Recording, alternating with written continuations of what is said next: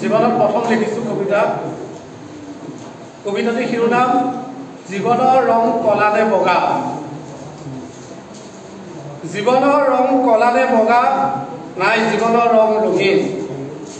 কিন্তু মনত ৰাখিবা, মধ্যভোগী মানুহৰ বাবে জীৱনৰ ৰং অধৰ্মৰ কাণত পৰি যোৱা সেউজীয়া পাতৰ দৰে।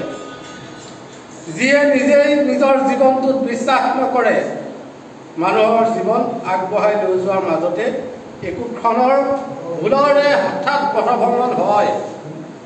অতীতৰ আঁকুৰি ধৰা অনুশোচনাই কেতিয়াবা লাজৰ কাঁইট হৈ উঠে।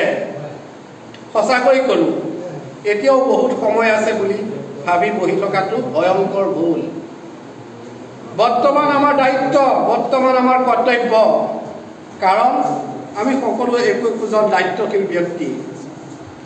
আমাৰ পৰা অকণমান আশা কৰি থাকে আৰু সেই আশা পূৰণ কৰোঁতেই ভুলৰ পৰা শিক্ষা লৈ নতুন ৰঙেৰে জীৱনক ৰঙীন কৰোঁতে অৱস্থিতি মধুৰ হয়।